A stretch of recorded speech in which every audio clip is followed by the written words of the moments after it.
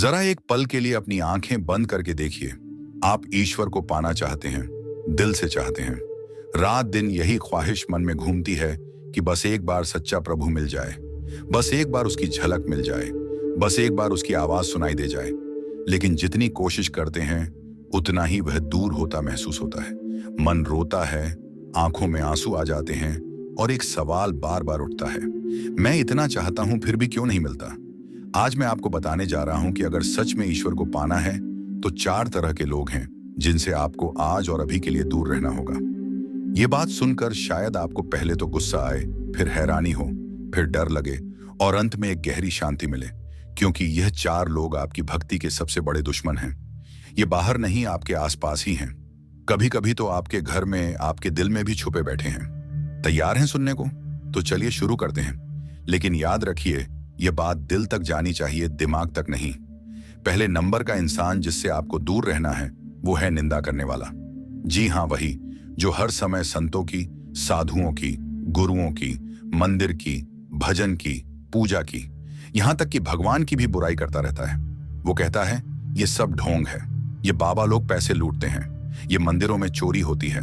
भगवान अगर है तो इतनी तकलीफ क्यों? शुरू में उसकी बातें तर्क संगत लगती हैं, मन कहता है शायद सही कह रहा है, लेकिन धीरे धीरे यही निंदा आपके मन में झर घोल देती है। आप भजन सुनने बैठते हैं तो मन में उसी की बातें घूमने लगती हैं, मंदिर जाते हैं तो शक होने लगता है, गुरु के सामने बैठते हैं तो मन कहता है कहीं ये भी वही सब तो नहीं कर रहा। निंदा का जहर इतना खतरनाक है कि यह आपकी श्रद्धा को चुपके से खा जाता है और आपको पता भी नहीं चलता। Paramhans Yogananda ji made it very clear, जिसके मुंह से निंदा निकलती है उसके पास भगवान कभी नहीं आते। अगर आप ईश्वर को सच में पाना चाहते हैं तो आज से नियम बना लो, जो निंदा करे उसकी संगत छोड़ दो। भले वह आपका सबसे करीबी दोस्त हो, भले रिश्तेदार हो, भले घर का सदस्य हो। अगर वह निंदा करता है तो प्यार से मुस्कुराओ और दूरी बना लो, क्योंकि निंदा करने वाले के साथ बैठकर आप भक्ति नहीं, पाप कमाते हो। दूसरे नंबर का इंसान है संसार में अति रमाने वाला। ये वो लोग हैं जो सुबह से रात तक सिर्फ धन, शरीर, सुख, नाम, रुतबे की बात करते हैं। इनके मुंह से एक ही बात निकलता है, पैसा कमाओ, बड़ा घर बनाओ, गाड़ी लो, विदेश घूमो, बच्चे को सबसे महंगा स्कूल दो। ये लोग भगवान का नाम तक लेते हैं तो सिर्फ इसलिए कि भगवान जी सब दे दो। इनके साथ बैठोगे तो आपका मन भी वहीं भटकने लगेगा। आप सोचोगे सच में थोड़ा और पैसा हो जाए तो फिर भजन करेंगे, अभी तो जिंदगी है। ये लोग आपको बार बार यह विश्वास दिलाते हैं कि सुख बाहर की चीजों में है, भगवान में नहीं, और यही सबसे बड़ा झूठ है। ये लोग आपको कभी नहीं बताते कि जितना मिलेगा उतना ही मन और भटकेगा। यह लोग आपको वह रास्ता दिखाते हैं जहां अंत में सिर्फ खालीपन मिलता है। अगर ईश्वर को पाना है तो ऐसे लोगों से दूर रहो जो सिर्फ देना लेना की भाषा बोलते हैं। उनके साथ हंसी झाक कर लो, लेकिन उनके विचारों को अपने मन में जगह मत दो, क्योंकि यह लोग भगवान से नहीं, भगवान को भी अपने सुख के लिए इस्तेमाल करते हैं। तीसरे नंबर का सबसे खतरनाक इंसान है काम, क्रोध, लोभ, मोह में डूबा हुआ इंसान। ये वो है जो हर समय गुस्सा करता है, हर बात पर चिल्लाता है, छोटी छोटी बात पर जलता है, दूसरों को नीचा दिखाकर खुश होता है। या फिर चाहे वह बॉस हो, पति हो, पत्नी हो, माँ बाप हो या दोस्त, इनके आसपास रहोगे तो आपका मन भी वैसा ही हो जाएगा। क्रोध का वातावरण भक्ति को जला देता है। आप सोचिए, जब घर में हर समय झगड़ा, चीखना, चिल्लाना, एक दूसरे को कोसना चलता रहता है तो भला प्रभु वहां कैसे आएंगे? भगवान तो प्रेम के घर में आते हैं, शांति के घर में आते हैं, क्षमा के घर में आते हैं। जिस घर में क्रोध का राजा है वहां भगवान दरवाजे से लौट जाते हैं। इसी तरह लोभ और मोह के लोग जो हर समय सिर्फ मेरा मेरा करते हैं, जो बिना मतलब के भी चीजें जोड़ते रहते हैं, जो रिश्तों को भी व्यापार की तरह देखते हैं, इनसे भी दूर रहो, क्योंकि इनके साथ रहकर आपका मन भी संकुचित हो जाएगा, छोटा हो जाएगा, और छोटे मन में भगवान नहीं समाते। चौथे और सबसे सूक्ष्म दुश्मन हैं आलसी और टालने वाले लोग। ये वो हैं जो कहते हैं हाँ भाई कल से ध्यान करेंगे, कल से पूजा, अगले महीने से मंदिर, अगले साल हरिद्वार। ये लोग भगवान को भी टालते हैं। इनके साथ बैठोगे तो आपका मन भी कहेगा अरे अभी तो टाइम है, अभी जवानी है, अभी जिंदगी पड़ी है, और पता भी नहीं चलेगा कब जवानी निकल गई, कब बुढ़ापा आ गया और कब अंतिम समय आ गया। यह आलस्य भक्ति का सबसे बड़ा कातिल है। भगवान को पाने के लिए जोश चाहिए, जुनून चाहिए, आज और अभी का पक्का इरादा चाहिए। जो लोग हर समय टालते हैं, बहाने बनाते हैं, वह आपको भी वैसा ही बना देंगे। इनसे दूर रहो। इनकी संगत में आपका सबसे कीमती खजाना समय बर्बाद हो जाएगा, और जिसने समय गवाया उसने भगवान को गवाया। अब शायद आप सोच रहे होंगे, तो फिर हम किसके साथ रहें? दुनिया में तो सब यही है। सवाल बिल्कुल सही है, लेकिन जवाब भी बहुत साफ है। आपको इन 4 तरह के लोगों से दूर रहना है ना, कि दुनिया से? आप दुनिया में रहो, मुस्कुराओ, काम करो, घर चलाओ, लेकिन अपने मन को इनके विचारों से बचाओ। जब भी कोई निंदा करे, चुप हो जाओ या विषय बदल दो। जब कोई सिर्फ पैसा सुख की बात करे, हल्के से मुस्कुराकर टाल दो। जब कोई गुस्सा करे, उसे दूर चले जाओ या मौन रहो। और जब कोई कल परसों की बात करे, आप आज से शुरू कर दो। आपको संगत बदलने की जरूरत नहीं, आपको अपने मन की संगत बदलनी है। और सबसे बड़ी बात यह, चारों लोग बाहर ही नहीं, आपके अंदर भी हो सकते हैं। कभी कभी हम खुद ही निंदा करते हैं, खुद ही आलस्य करते हैं, खुद ही क्रोध करते हैं, खुद ही सांसारिक सुखों में डूबे रहते हैं। तो सबसे पहले इन चारों को अपने अंदर से निकालो। जब आप अंदर से शुद्ध हो जाओगे, तो बाहर के लोग अपने आप दूर हो जाएंगे, या फिर उनकी बातें आपको छू भी नहीं पाएंगी। मेरे प्यारे भाइयों बहनों, ईश्वर को पाना बहुत आसान है। बस 4 लोगों से दूर रह जाओ। निंदा करने वाले से, अति सांसारिक से, क्रोधी लोभी से और आलसी से।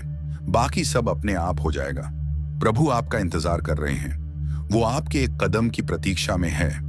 आप बस यह 4 दीवारें गिरा दो जो आप और भगवान के बीच में हैं। आज ही संकल्प लो, आज से इन चारों से दूरी। और देखना, कुछ ही दिनों में आपको अंदर से एक आवाज आने लगेगी, एक रोशनी दिखने लगेगी, एक सुगंध महसूस होने लगेगी।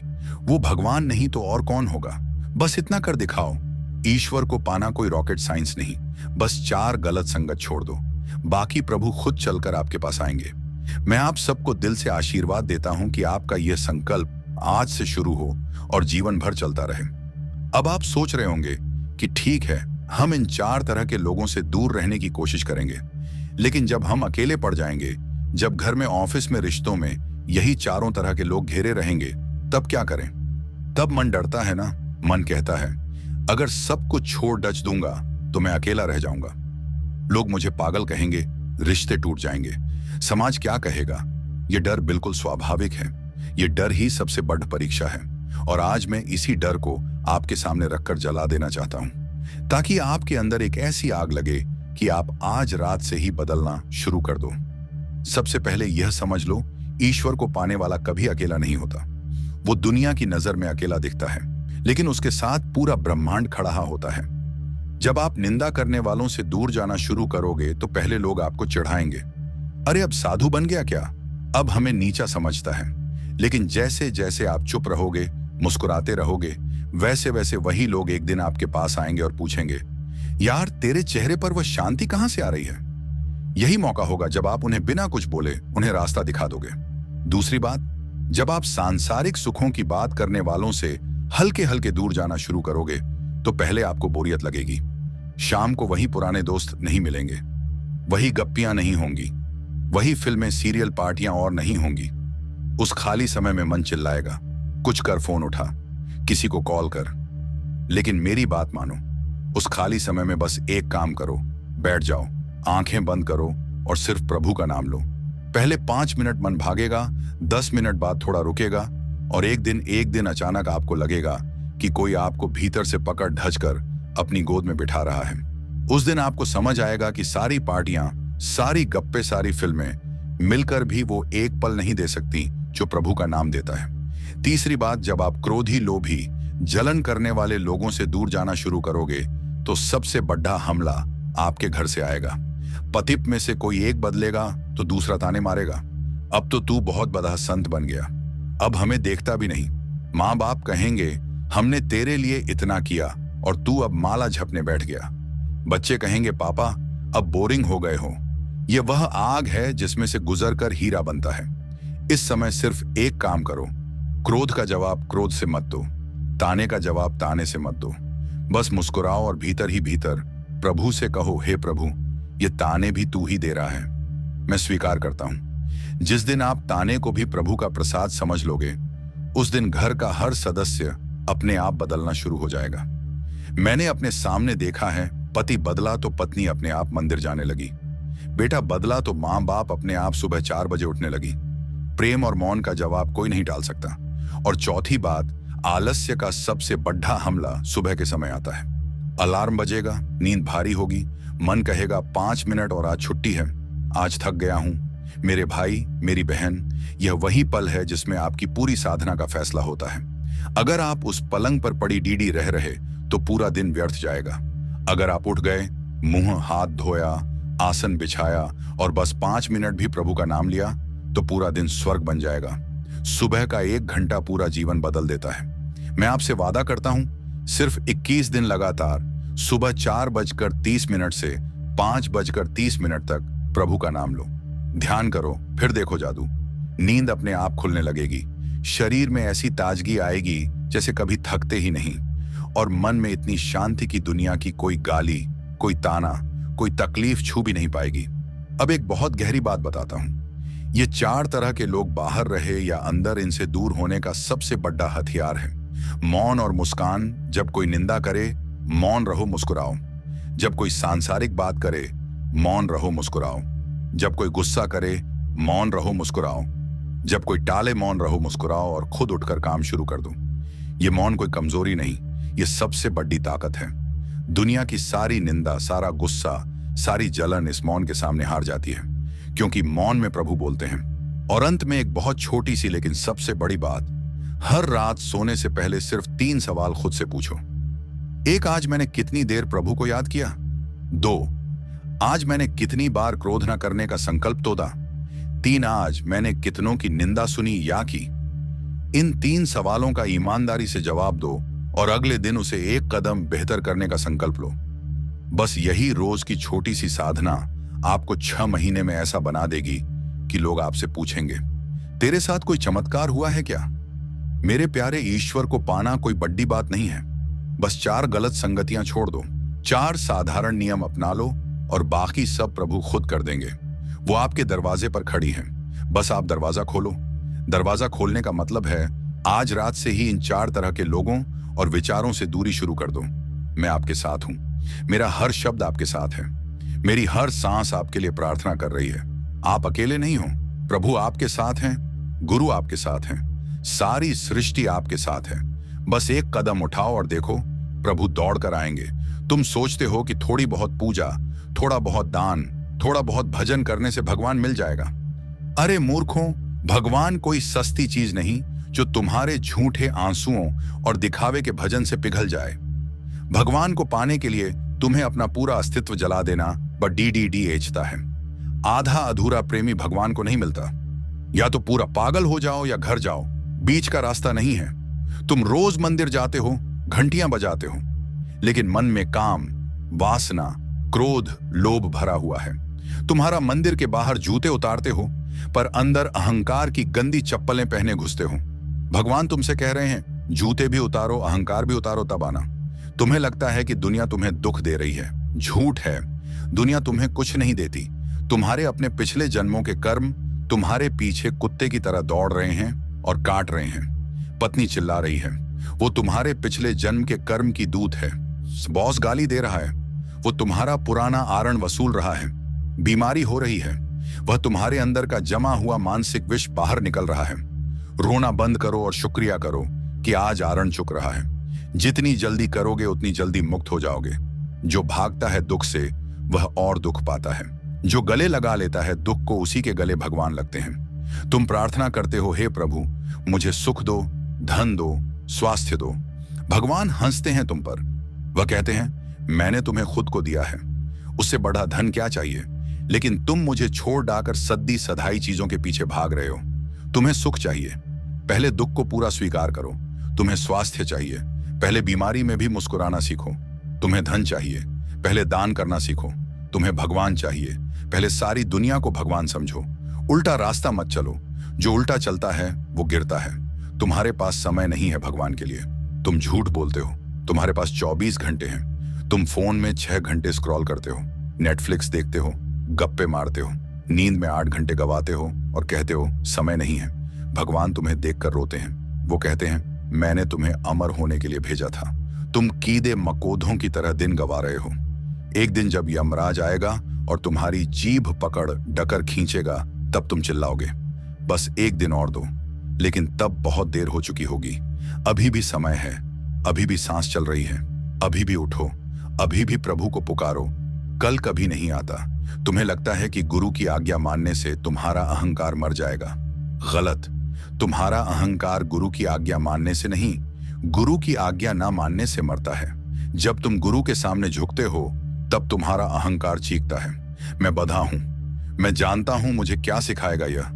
लेकिन जब तुम सच में झुक जाते हो, तब अहंकार रोने लगता है और एक दिन मर जाता है। जो गुरु के सामने नहीं झुकता, वो जीवन भर अपने अहंकार के सामने झुकता रहता है, और अहंकार का गुलाम सबसे बद्ध गुलाम होता है। तुम सोचते हो कि ध्यान करना बहुत मुश्किल है। तुम पागल हो। ध्यान सबसे आसान चीज है। तुम दिन भर बिना मेहनत ध्यान करते हो।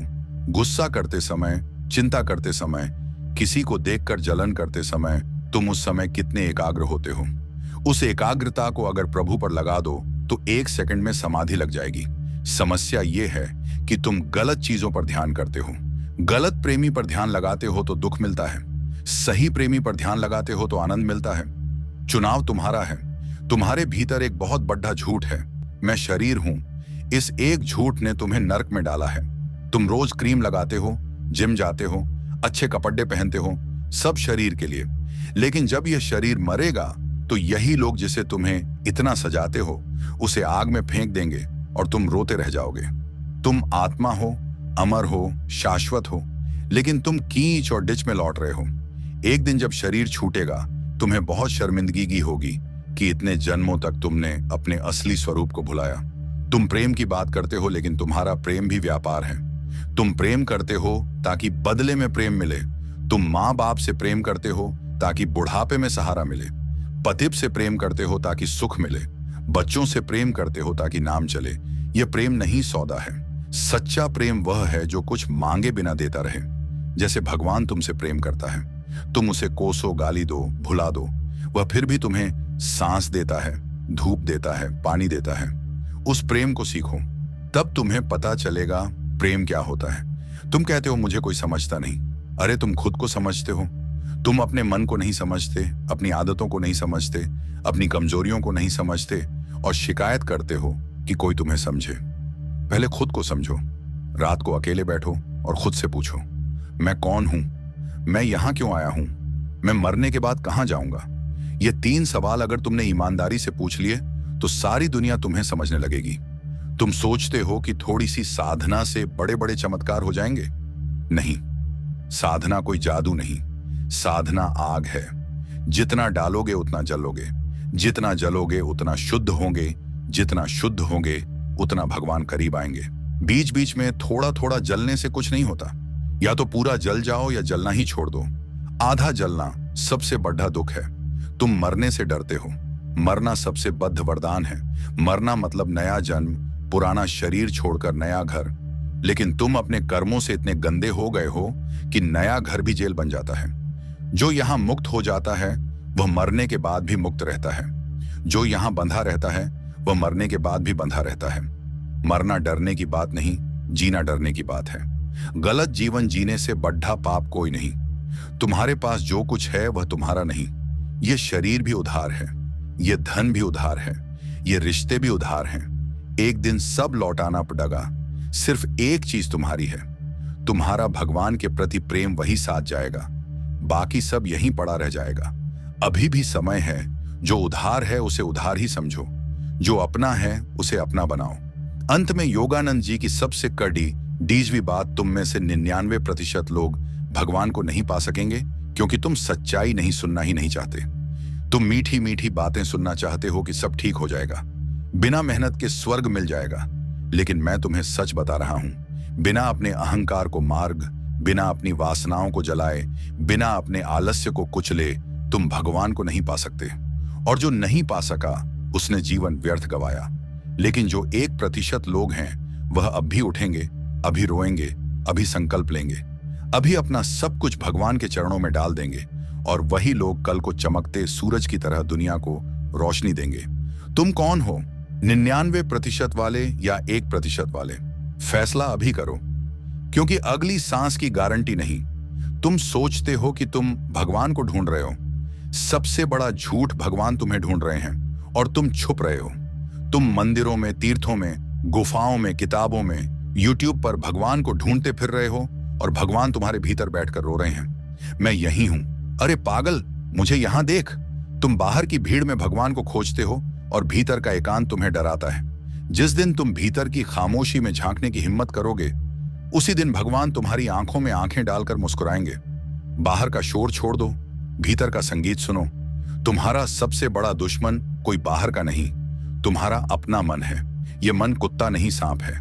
जितना दूध पिलाओ उतना ही झर उगलता है। तुम इसे अच्छे विचार दो, ये बुरे में बदल देता है। तुम इसे प्रभु का नाम दो, ये बाजार में ले जाकर बेच देता है। इस मन को मारना नहीं, गुलाम बनाना है। और गुलाम बनाने का एक ही तरीका है, हर सांस के साथ प्रभु को याद करो। सांस आए, हरी सांस जाए। ओम जब तक यह अपने आप नहीं चलने लगे तब तक साधना पूरी नहीं। मन जब गुलाम बन जाएगा तब तुम राजा बन जाओगे। अभी तुम गुलाम हो, मन राजा है। उल्टा हो गया है सब कुछ। तुम्हारे संस्कार, तुम्हारी आदतें, तुम्हारा स्वभाव, यह सब तुम्हारे नहीं, तुम्हारे पिछले जन्मों के कचरे हैं। तुम सोचते हो कि मैं ऐसा हूं, नहीं, तुम वैसा बनाए गए हो। कोई क्रोधी है, कोई कामी है, कोई लोभी है। यह सब तुम्हारे भीतर की गंदगी है जो सदियों से जमा होती आई है। अब समय है इसे साफ करने का, और सफाई का एक ही साबुन है, रोज रोना। हाँ, रोज रात को प्रभु के सामने बैठकर रोना। जैसे बच्चा मां के सामने रोता है वैसे रोना। कहना, मैं गंदा हूं, मुझे साफ कर दो। जिस दिन तुम्हारा रोना सच्चा हो जाएगा उसी दिन प्रभु तुम्हें गोद में उठा लेंगे। तुम सोचते हो कि योग, ध्यान, क्रिया यह सब बहुत ऊंची बातें हैं। नहीं, यह बहुत नीची बातें हैं। सबसे नीची, क्योंकि यह शरीर से शुरू होती है। तुम्हें पहले इस गंदे शरीर को, इस बदबूदार मन को साफ करना है। तुम बिना नहाए भगवान के सामने नहीं जाते तो बिना मन को धोए कैसे जाओगे? क्रिया योग कोई जादू नहीं, यह तुम्हारे भीतर की नालियों को साफ करने का नया नल है। रोज क्रिया करो जैसे रोज नहाते हो। जो क्रिया नहीं करता वह भक्ति का नाटक करता है। उसकी भक्ति बाहर से चमकती है, भीतर से सड़ती है। तुम्हें लगता है कि तुम्हारा दुख बहुत बड़ा है। तुम्हारा दुख कुछ भी नहीं। तुमने कभी असली दुख देखा ही नहीं। असली दुख वो है जब आत्मा भगवान से दूर हो। बाकी सब दुख तो खिलौने हैं। पत्नी चली गई, धन चला गया, नौकरी चली गई, ये सब छोटे मोटे दुख हैं। असली दुख वो है जब तुम रात को सोते हो और भीतर कोई आवाज चीखती है, मैं अकेला हूं, मैं खाली हूं, मैं भगवान से दूर हूं। जिस दिन यह दुख तुम्हें लगने लगेगा उसी दिन सारे छोटे दुख अपने आप गायब हो जाएंगे।